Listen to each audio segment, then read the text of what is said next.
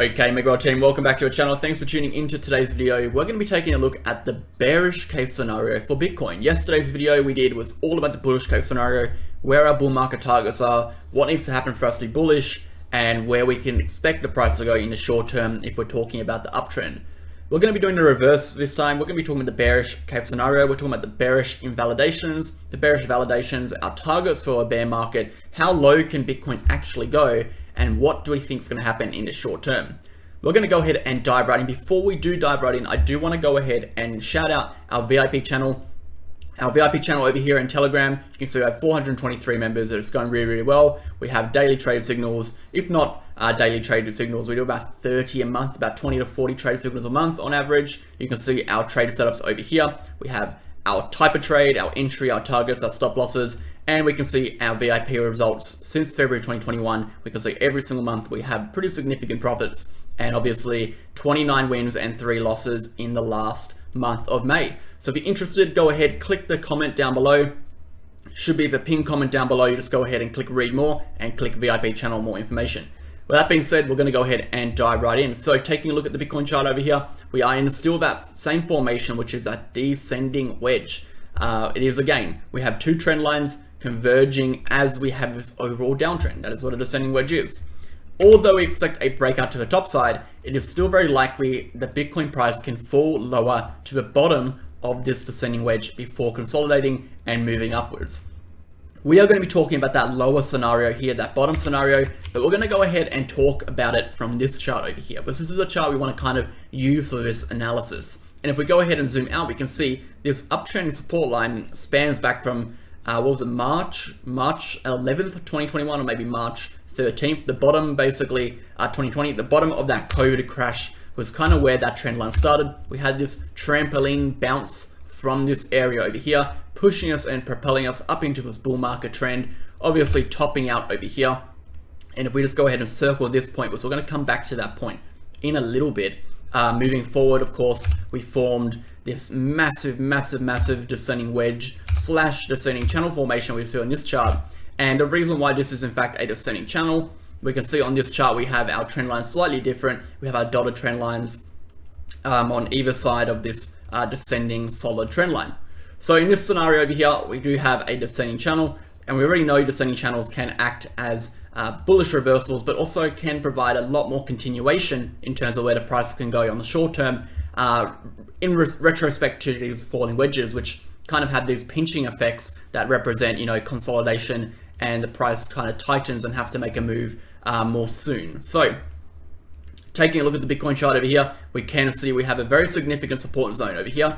I did put a little annotation over here. This is that $28,000 level. If we lose that $28,000 level, guys, that would be our short trigger. We can see we've had a little bit of support along that level over here, again a little bit of support over here, and again a little bit of support over here. So if we lose 28k, we're flipping these levels. We flip this, we flip that, and we flip that. All right, that will send us into a new downtrend. Where will the price go? Well, coming back to this chart over here, we can clearly see we have a little bit of support along this downtrending support line over here, which could put us anywhere between about $25,000 to $21,000. So our short-term target for Bitcoin, if we lose 28k, is $25,000 to $21,000. Of course, that lines up with our macro prediction, which was that $24,000 support on that uptrending line. I do want to go ahead and point out this dotted trend line lines up about $27,000, $28,000 at the moment, acting as another support zone. And we're seeing this area act as a weak support in the sense that we kind of find a average price around that level. We generally fluctuate between the lower trend line, this lower trend line here, and slightly above that dotted trend line through bear markets. And we can see we lost this dotted trend line and we head down. Every time we end up losing this dotted trend line, we head down to that lower black trend line. We see we lose it over here, we head down to our lower black trend line. So we can assume again, if we do lose that 28k level, we will ultimately lose this dotted trend line, and therefore we should be heading lower. So our lowest prediction for this bear market is this area here, which will put us around $18,000 to $20,000. All right, those are our bear market predictions. Let's go ahead and introduce Bitget, and then we're going to come back and do a technical analysis and talk about what that chart is actually telling us. How's it looking from an analytical perspective? I wanted to quickly introduce my new favorite exchange, Bitget. Bitget is a non-KYC exchange, which is particularly beneficial for members in the UK and Australia who are limited by certain trade restrictions. Bitget has 250 plus spot trading pairs, as well as 60 plus leverage trading pairs, up to 125x leverage. Sign up now in the link in the description using our referral code to get up to $153 in rewards for completing 4 separate tasks. Let's go ahead and dive back into the video. Okay, let's go ahead and dive right back into the chart. We're taking a look at Bitcoin again and doing our technical analysis, starting with Ichimoku Cloud, and we can see that the price is definitely in a sideways consolidation over here. Ichimoku Cloud isn't really telling us too much on the smaller time frames. We did have an attempt of a breakout of the conversion line on that larger 3-day chart, but we did have that immediate rejection, which is not nice to see. Overall, Ichimoku Cloud is suggesting we go lower. Bull market support band isn't telling us too much as well. It's just really showing us that we are consolidating and rejecting within this range. It is interesting to see that we did have a lot of consolidation and 2 attempts of a breakout out of the bull market support band in the last few days over here and over here, ultimately rejecting, and we are back within that bull market support band. If we do lose a bull market support band, we can assume we will be heading back down to $28,000. So definitely something to keep an eye on in the next few days.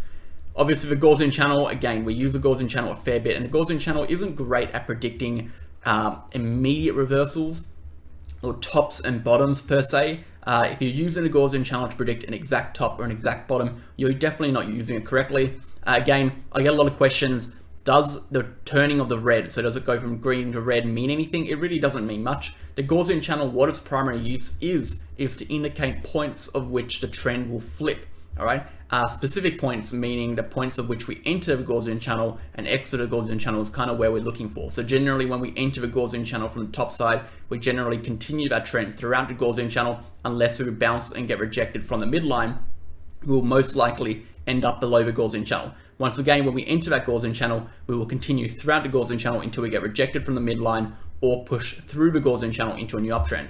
So when we're looking at the Gaussian channel on the 7-day chart, for instance over here, what we're looking to see, and if I go to the Brave New Coin Liquid Index, what we're looking to see something of a sort of this, where you have this extended period within or below the Gaussian channel, and we have this break into the Gaussian channel. When we get a break into the Gaussian channel, that is signifying a potential shift in momentum, and a potential trend is going to be flip. The trend will flip, so we can look for entries and longs, and vice versa. When you enter the Gaussian channel from the top side, that is when you should be looking to sell. So if we take an example from 2021, we can see that we didn't actually enter the Gaussian channel over here. We closed that candle just above the Gaussian channel, indicating we found support on the channel, pushing up, came back down, found support on the channel again, and we finally actually closed the candle within the channel, indicating we are in fact in a bear market and the trend will continue until the price falls below the channel. So that is how you use a Gaussian channel.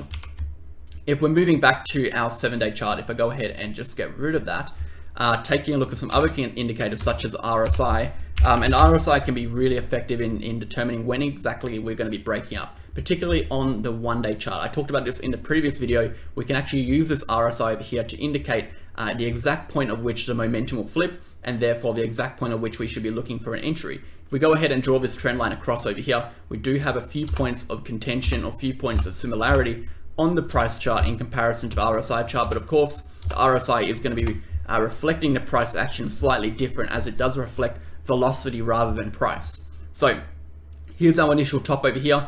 On that exact point over here was our rejection from that bearish divergence. We can go ahead and put our bearish divergence in here, and then we come down. We had our initial retest all the way down over here, and I'm going to go ahead and draw that trend line in on the RSI in a second, which is over here. And we had our second retest back down on the 10th of May. So we have this retest located here, which represents this point over here, and our retest over here, which represents this point over here. And obviously moving forward, we had our fake out over here, which can be represented as a false break on the RSI chart over here. So what we're looking for over here is we're looking for the price to break over this uptrending, or should I say downtrending resistance line on the RSI. The price needs to break out of the downtrending resistance on the falling wedge at the same time and flip this 37K zone. When these two things occur at the same time, we will know the short-term trend has flipped, and we can make a move up to 47K.